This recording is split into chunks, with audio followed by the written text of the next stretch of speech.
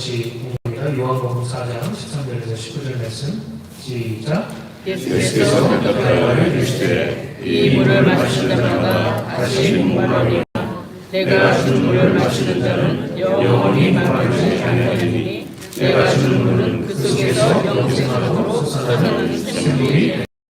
여자가 이르되 주여 그런 물을 내게 주사 목마르지도 않고 또 여기 물기로 먹지 않게 하옵소서. 이르시되 가서 내 남편을 불러오라. 여자가 대답하여 이르되 나는 남편이 없나이다. 예수께서 이르시되 내가 남편이 없다 하는 말이 옳도다. 너에게 남편 사실 수 없고 지금 있는 자도 내 남편이 아니니 내 말이 참되도다. 여자가 이르되 주여 내가 보니 선지자 소리이다. 아멘. 아멘. 그럼 시대가 마지막으로 향할수록 나타나는 특징이 있어요. 마지막 시대의 특징이 있습니다. 그게 뭐냐? 들판에 곡식이 익어가서 수확이 가까우면 가까울수록 알곡과 가라지가 확연하게 구분된다는 거예요. 뭐가 알곡인지, 뭐가 가라지인지가 확연하게 구분됩니다. 그런데 처음에 싹이 날 때, 그리고 어느 정도 자랄 때까지는 이게 곡식인지 가라지인지 구분이 잘 안 돼요. 그래서 가라지를 뽑다가 실수로 곡식을 뽑아버리는 경우도 종종 초보 농부들에게 있습니다. 그런데 여러분, 추수 때가 되면, 마지막 때가 되면 아주 확연하게 구분되게 된다는 거예요. 마태복음 13장 27절부터 30절 말씀을 한번 봅시다. 다시 한번 읽어볼까요? 시작. 집주인의 종들이 와서 말하되 주여 밭에 좋은 씨를 뿌리지 아니하였나이까. 그런데 가라지가 생겼나이까. 주인이 이르되 원수가 이렇게 하였구나. 종들이 말하되 그러면 우리가 가서 이것을 뽑기를 원하시나이까. 주인이 이르되 가만히 두라. 가라지를 뽑다가 곡식까지 뽑을까 연구하노라. 둘 다 추수 때까지 함께 자라게 되라. 추수 때에 내가 추수꾼들에게 말하기를 가라지는 먼저 걷고 불사르게 갈라먹고 곡식을 도와 내 곡간에 넣으라 하리라. 네. 마지막 때의 모습이 너무나도 명확하게 말씀에 이렇게 드러나겠죠? 마지막 시대가 되면 가짜 신자인지 참 신자인지가 너무나도 명확하게 구분된다는 거예요. 성도들 뿐이겠습니까? 목사들도 아주 명확하게 구분된다는 거죠.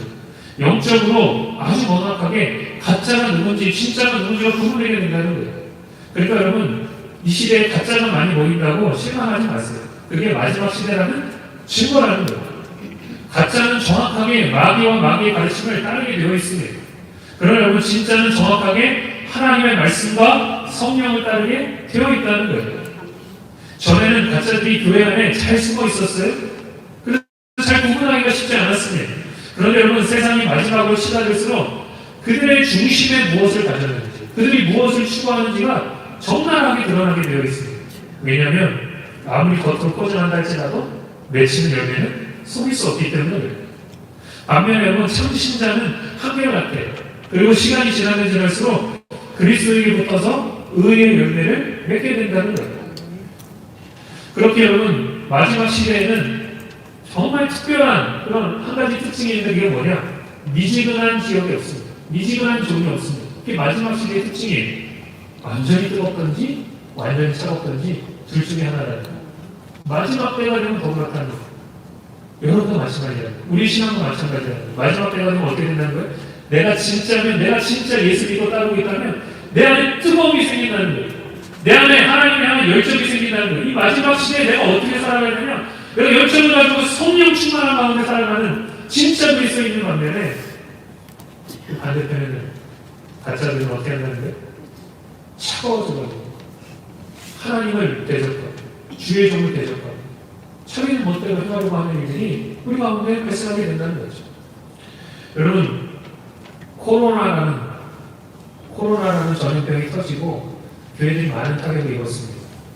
사람들이 많이 줄고 재정적인 문제로 교회 문을 닫는 그런 일들이 우리 미국에도 여기 꽤 많이 있었습니다. 한국도 마찬가지죠. 사람들이 교회 위기를 이야기해요. 이거 위기다. 이거 어떻게 해야 돼요? 교회가 무너지는 거 아니에요. 그런데 여러분, 놀라운 사실은 뭐냐? 코로나를 통해서 교회에 출석하는 사람의 숫자는 줄었지만 오히려 남아있는 사람들의 신앙의 열기는 더 뜨거워졌다는 거예요. 사람들이 야, 이거 아니구나. 우리가 깨어나야 되겠구나. 우리가 정신 차려야 되겠구나. 그래서 사람들이 많이 교회로부터 빠져나갔지만 교회 안에 남아있는 사람들은 더 사모하고 더 뜨겁고 더 은혜를 갈망하는 사람들이 남아있다는 거죠. 그럼 지금 세상을 보면 전염병 때문에 난리입니다. 기후 때문에 난리예요. 전쟁과 기근과 재난이 더 심해질 거예요. 그런데 사실 우리가 당황할 이유가 아니라는 거예요. 왜냐하면 성경에 이미 다 예언되어 있기 때문에 그렇다는 거죠. 로마서 13장 11절에 보면 이렇게 나와 있습니다. 또한 너희가 이 시기를 알거니와 자다가 깰 때가 벌써 되었으니 이는 이제 우리의 구원이 처음 믿을 때보다 가까웠습니다. 너희가 이 시기를 알고 있지 않느냐? 이 시기에 우리가 뭐 해야 되냐? 자다가 자면 안 된다는, 미지근한 전에 머물러 있으면 안 된다는, 깨어나야 된다는 거예요. 왜요? 출애굽 시간이 가까웠기 때문에 그렇죠. 우리 십자가 복음교회 교인들도 시기를 잘 알아차리고 정신을 차리고 깨어나야 될 줄로 믿습니다. 오늘 제가 나무와 열매에 대한 이야기로 말씀을 시작하려고 합니다. 그럼 가시나무는 가시를 내요. 엉겅퀴는 엉겅퀴를 냅니다. 아이고 저 목사님도 당연한 소리다. 여러분 파란불에는 길을 건너야 됩니다. 뭐지 저렇게 당연한 소리다. 가시나무는 가시를 냅니다. 엉겅퀴는 엉겅퀴를 냅니다. 반면에 여러분 포도나무는 포도 열매를 맺고 무화과는 무화과를 맺습니다. 그런데 여러분 사람이라는 이 존재는 타락했기 때문에 가시나무와 엉겅퀴 같은 존재였다는 거예요. 이 사람이 아무리 포도 열매를 맺으려고 해도 맺을 수가 없는 거예요. 좋은 열매를 맺으려고 해도 맺을 수가 없는 거예요. 가시나무는 당연히 가시를 내게 되어 있습니다. 엉겅퀴는 엉겅퀴를 내게 되어 있습니다. 자신이 아무리 바꾸려고 노력해도 바뀌지 않는다는 거예요. 표범이요 자기 무늬가 마음에 안 든다고 그 반점을 지우거나 그 모양을 바꿀 수 있어요 없어요? 불가능하다는 거예요. 그 예레미야가 이런 얘기를 했죠. 구스인이 그 피부를 표범이 그 반점을 변하게 할 수 있느냐? 만약에 할 수 있다면 악에 익숙한 너희도 선을 행할 수 있으리라. 주님 말씀하셨다는 거예요. 그러니까 여러분 이것은 본성 DNA와 관계가 있는 거기 때문에 사람의 본질은 이 본질이 바뀌지 않는 한 삶이 변한다는 것은 불가능한 이야기라는 거예요. 본질이 바뀌어야 된다는 거예요. 가시나무가 포도 열매를 맺으려면 그 본질이 바뀌어서 포도나무로 다시 태어나야지만 열매를 맺을 수 있다는 거예요. 사람이 스스로 노력하고 최선을 다하면 스스로의 삶을 바꿀 수 있습니까? 아니면 사람에게 강력한 법, 너 이렇게 하면 사형이야. 너 이렇게 하면 네 배로 바꿔버릴 거야. 아주 징벌적인 페널티를 많이 주면 사람이 바뀔까요? 정신을 개조하면, 우리 어릴 때 그런 소리 많이 하지 않았습니까? 저거 삼천교육 때 한번 보내야지 정신을 차리는데. 그죠? 정신을 개조하면 그러면 사람이 바뀔까요? 하나님 창세기 6장에서 사람 지으셨음을 한탄하시면서 이런 말씀을 하셨어요.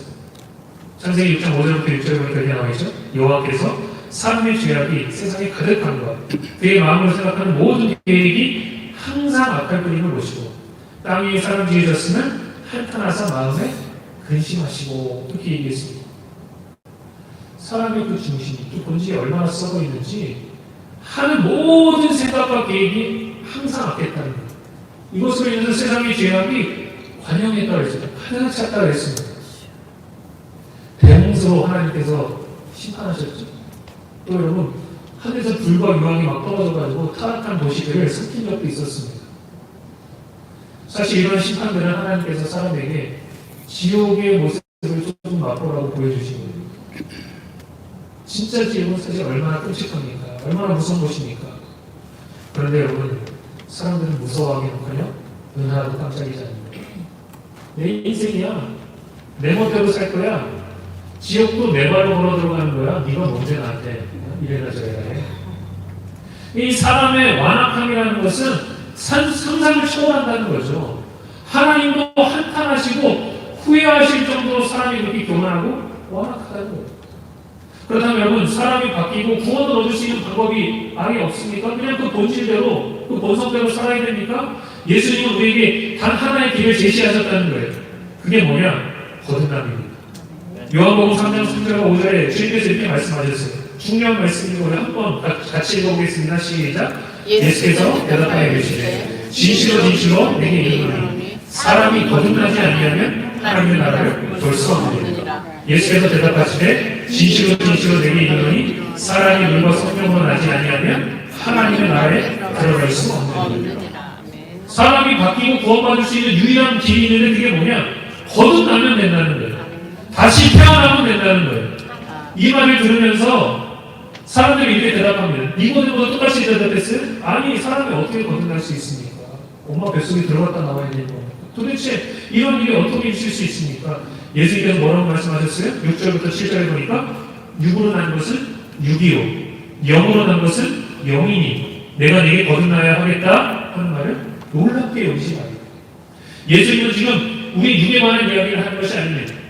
죽으면 썩어지고 흙으로 돌아가는 이 육체, 없어지는 이 육체를 두고 말씀하시는 것이 아닙니다. 예수님은 지금 영에 관한 이야기를 하고 계신 것입니다. 얼마나 중요합니까? 육이 다시 태어나는 것이 답이 아니라는 거예요. 아무리 우리가 다시 엄마 뱃속에 들어갔다 나온다 한들 여러분 윤회 사상이 맞다면 지금쯤 있는 세상이 어떻게 돼야 돼요? 더 좋아져야 되는 거 아닙니까? 어쨌든지 지금 천국이 와야 될 거 아닙니까? 그런데 여러분 세상이 어때요? 시간이 지났는데도 좋아지기는커녕 더 악해지고 있지 않습니까? 답은 육신이 다시 태어나는 게 아니고 여러분 우리의 중심, 우리의 본질, 우리의 영이 거듭나는데 있다는 거예요. 사람의 본질, 사람의 영이 바뀌면 진짜 변화가 일어나는 것입니다. 그렇기에 사람이 거듭나는 방법은 단 하나입니다. 답은 어떤 거 아니에요? 내가 노력한다고 되는 거 아닙니다. 내가 잘한다고 되는 거 아닙니다. 누가 오셔야 해요? 예수님이 내 안에 오셔야 해요. 예수님이 내 삶 속에 들어오셔야 내 영이, 내 삶이 새롭게 창조된다는 거예요. 그분이 창조주이시기 때문에 그렇죠. 그분이 우리의 주인이시기 때문에 그렇죠. 다른 길이 없다는 거예요. 오직 예수님이 우리 안에 들어오셔야지만 우리 십자가 공교회가 참된 교회가 될 수 있다는 거예요. 요한복음 1장 9절, 12절은 우리에게 이렇게 얘기합니다. 참빛 곧 세상에 와서 각 사람에게 비치는 빛이 있었나니 예수님이 오셨다는 거예요. 그분이 참빛이라는 거예요. 그분이 우리에게 빛을 비춰주시 우리의 삶을 바꿔주실 수 있는 분이라는 거예요. 12절에 뭐라고 해요? 영접하는 자, 곧 그 이름을 믿는 자들에게는 하나님의 자녀가 되는 권세를 주셨으니 사람이 아무리 스스로 노력하고 고행을 하고 거룩한 삶을 추구한다 할지라도 구원이 이루어질 수 없었는데 신령한 변화가 이루어지지 않았는데 하나님의 아들이 이 땅에 오셔서 십자가와 부활을 통해서 거듭남의 문을, 구원의 문을 활짝 여셨다는 거예요.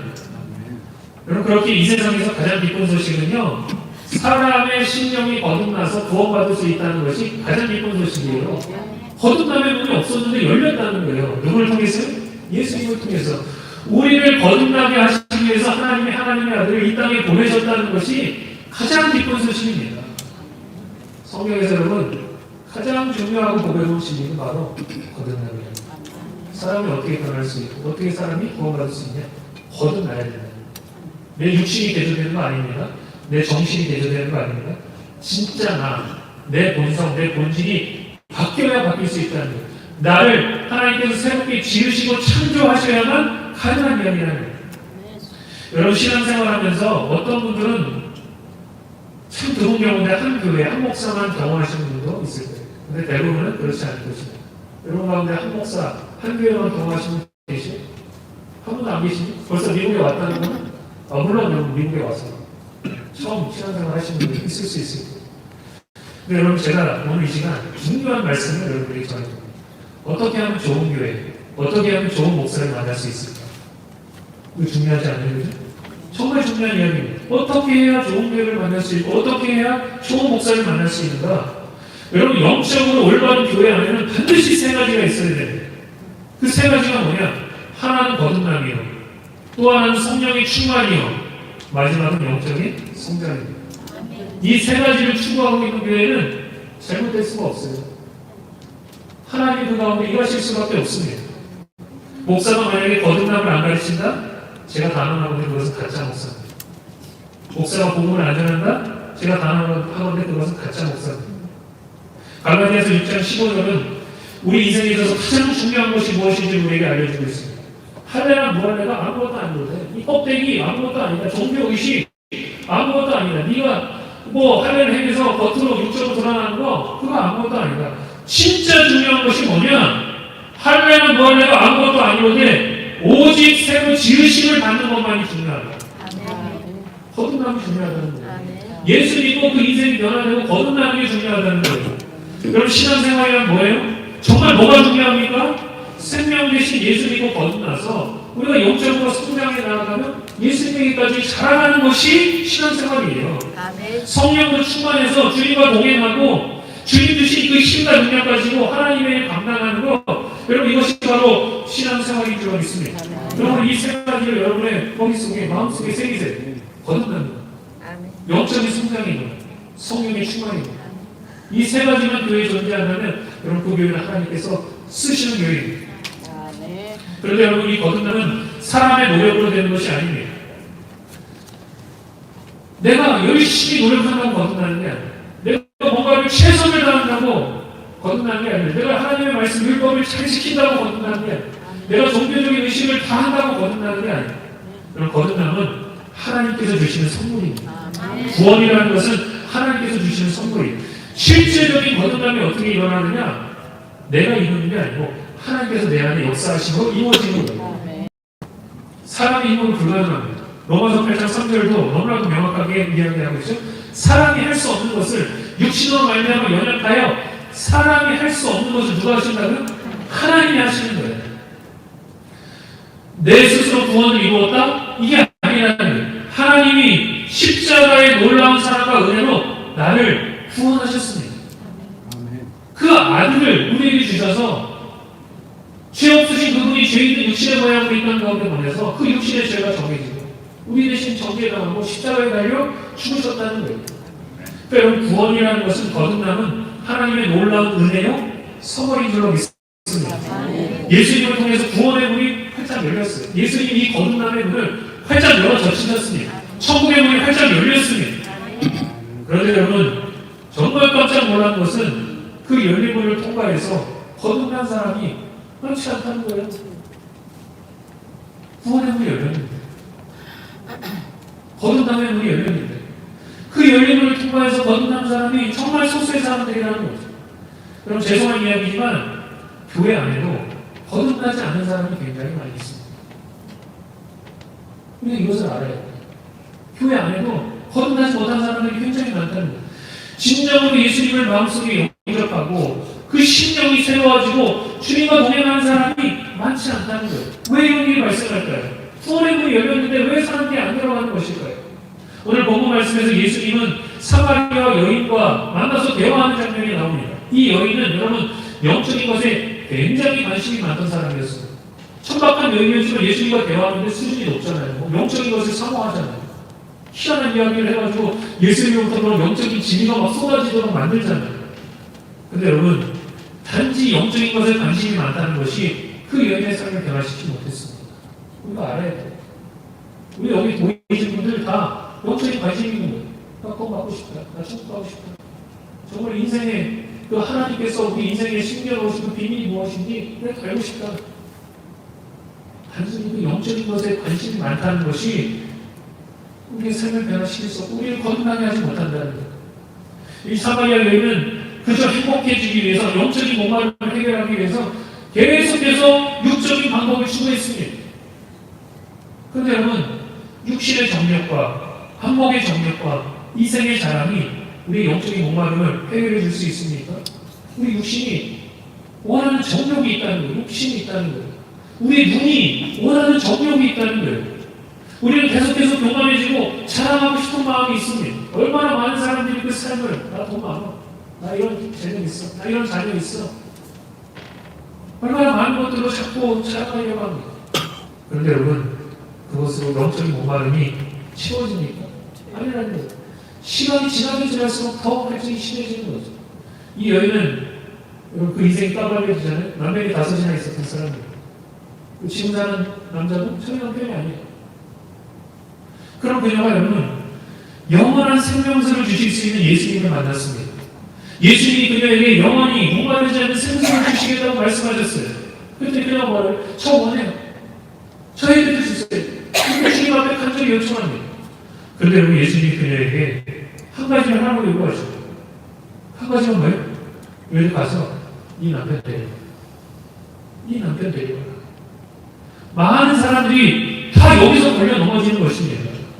자신의 어두운 과거, 타락한 본성이 드러날까봐 또 그리고 자신이 어둠을 더 사랑하고 죄와 세상을 사랑하는 마음을 버리지 못해서 빛으로 나오지 못하고 있다는 거예요. 우리의 인생이 까발려질까 봐. 죄를 사랑하고 세상을 사랑하는 내 마음이 까발려질까 봐. 어둠을 더 사랑하는 내 마음이 까발려질까 봐. 빛으로 나오지 못하고 있다는 거예요. 참빛, 곧 각 사람에 미치는 빛이 있었으니 이 우주 만물과 우리 인간들이 다 그분의 손에 의해서 지음받아 되었어요. 그분이 자기 백성에게 왔습니다. 자기 땅에 왔습니다. 그런데 어떻게 사람들이 용접하지 않는다. 그 이유는 뭐라고 얘기합니까? 사람들이 빛보다 어둠을 더 사랑했기 때문입니다. 너무나도 명확하게 이야기하고 있습니다.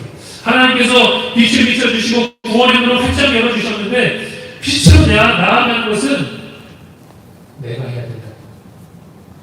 빛을 사랑하고 그것을 사모해서 내가 나아가지 않으면 그 빛이 우리에게 아무 소용이 없다는 거죠.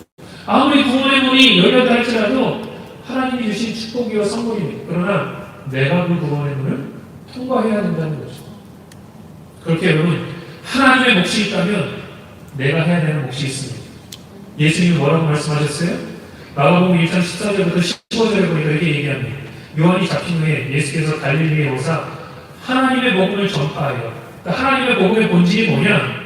이르시되, 다시 보겠습니다. 때가 찼고 하나님의 나라가 가까이 왔으니 회개하고 복음을 믿으라.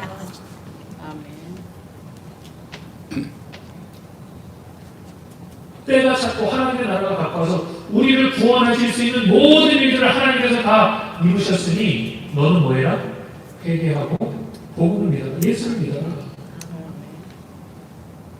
많은 사람들이 그냥 간과하고 넘어가지만 가장 중요하게 첫 번째 해야 되는 일이 뭔지 아십니까? 복음을 믿는 게 먼저가 아니에요. 예수님이 뭐라고 말씀하셨어요? 회개하라. 아멘. 회개하고 복음을 믿으라는 거예요. 여러분, 우리는 분명히 알아야 됩니다. 회개 없으면 거듭남 없습니다. 알아야 돼요. 깨달아야 돼요. 회개해야 복음의 문이 열리는 거예요. 아무리 오래 신앙생활을 했다 할지라도, 아무리 해박한 성경의 지식이 있다 할지라도 온 마음으로 삶을 돌이키고 빛대신 그리스도께 나아가서 자신의 그 전전제를 내어 맡기지 않으면, 그분을 인생의 주인으로, 나의 주인으로 하면 구원은 일어나지 않습니다. 그 사람은 아무리 교회에 나와 있다 할지라도 마귀 자신입니다. 그러니까 여기에 걸려 넘어져서 진정으로 거듭나지 못한다는 거예요. 이 남편 내려와. 이 뭔 소리야. 사람이 쪽팔리게 하는 거지. 떠나오는 거야. 내가 해야 되고, 내가 이거, 나이 어둠 가고 이거 끄집어 내야 돼. 그럼 내가 주인된 삶을 내려놓는 건 않습니다. 진정으로 죄악된 삶을 돌이키는 거 그럼 쉽지 않습니다. 근데 여러분, 이게 되지 않아요? 우리가 신앙생활하고 삶을 살아가면서 결정적인 순간에 타협하게 돼 있어요. 예수를 부인하게 돼 있어요. 말씀을 부인하게 돼 있어요. 우리의 믿음을 부인하게 돼 있어요. 우리가 편하게 신앙생활하지만, 여러분, 저 선교지에 방문했다가 여러분 목에 칼 들어온다고 생각해 보십시오. 진정은 거듭나지 않았는데 거기서 무슨 자기 목숨을 주, 그런 일은 절대로 일어나지 않는다는 거예요. 목사님, 나는 아직 진정으로 회개할 준비가 되지 않았습니다. 그럼 솔직하게, 솔직하게 좋은 이야기죠. 솔직하게, 목사님, 난 아직 이 여인이 뭐라 했어? 나는 남편이 없습니다. 그런데 그 뒤에 많은 소리가 있지 않습니까? 그죠?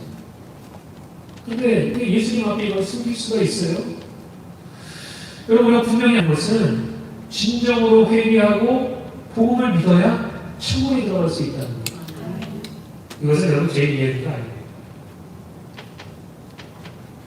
세 요한도 그렇게 선포했고, 예수님도 그렇게 선포했고, 사도 바울도 그렇게 선포했고, 사도 요한도 그렇게 선포했고, 사도 베드로도 그렇게 선포했습니다. 저는 우리 십자가 복음교회 성도들이 거듭남 앞에서 이 장애물에 걸려서 구원의 문에 들어가지 못한 어리석은 자들이 되기를 원치 않습니다. 회개하고 예수를 믿어 거듭나는 그 순간을 뒤로 미루지 않았으면 좋겠어요. 내일을 어떻게 알 수 있습니까? 여러분, 거듭남은 순간적으로예요. 뭐 시간을 끈들이고 여러 시간을 둔다고 거듭나는 게 아니고요.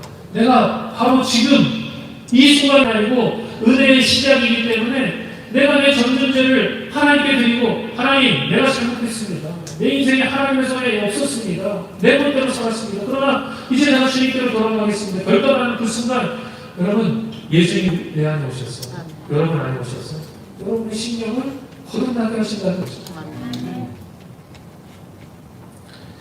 보라 지금이 은혜 받을 만한 때요. 보라 지금이 구원의 날인 줄 믿습니다.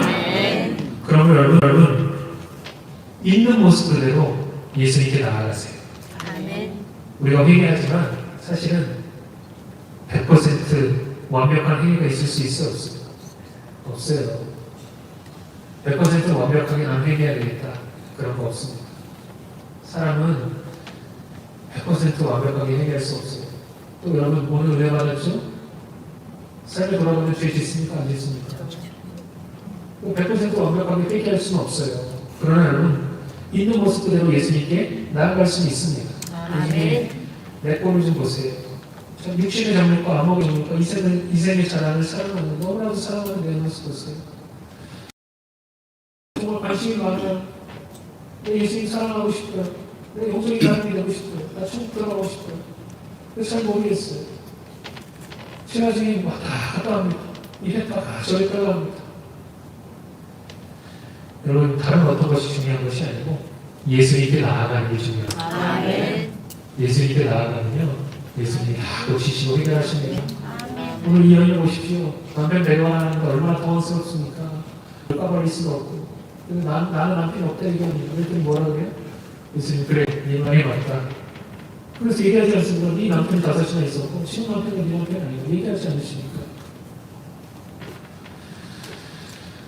여러분 우리가 영적인 것을 사모하지만 그러나 또 한편으로는 육적인 길로 걸어가는 내 모습을 볼 때 우리의 모습이 우리 마음이 상하게 됩니다.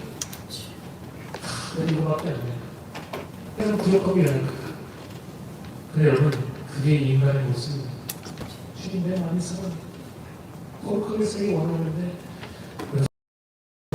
제 앞에 삶을 살아가는 내 모습 보십시오. 내 마음이 너무나도 상합니다. 주님 나를 불쌍히 여겨주시고 긍휼히 여겨주십시오. 여러분 시편 34편 18절에서 하나님께서 이렇게 말씀하고 계십니다. 그럼 같이 한번 읽어볼까요? 시작. 여호와는 마음이 상한 자를 가까이 하시고 충식으로 통회하는 자를 구원하시는구나. 아멘 아멘. 마음이 상해 있어요. 근데 그 마음이 상한 자를 주님께서 가까이 하시고 위로하시고 충식으로 통회하는 자를 전심으로 회개하는 자를 하나님께서 구원해 주신다는 거예요. 내가 완벽해서 구원해 주시는 게 아니고 내 마음을 주시고 구원해 주신다는 거예요. 그러면 여러분 상한 마음을 가지고 예수님께 나아가서 예수님을 전적으로 붙드시는 은혜가 임하시기를 주님의 이름으로 축복합니다. 아멘. 말씀을 정리하겠습니다. 그럼 마지막 시대는 거듭남의 역사가 쉽게 일어나는 시대가 아닙니다. 요즘 누가 거듭나서 예수 믿고 세례받았다는 말 자주 들어보셨습니까? 들어보셨어요? 못 들어보셨어요? 희한하죠? 10년, 20년만 전에만 해도 이렇지 않았습니다. 그런데 요즘은 여러분 어떤 사람 거듭나서 하나님 자녀 되고 믿고 세례받았다 그 소식 들어보셨어요? 달라스 일주일에 한 명이라도 있습니까? 희한하죠? 그게 뭐예요? 마지막 시대의 표라는 거예요. 마지막 시대에는 거듭남의 역사가 쉽게 일어나지 않는 시대입니다. 왜 그런 줄 아세요? 여러분 요한계시록 22장 11절을 보십시오.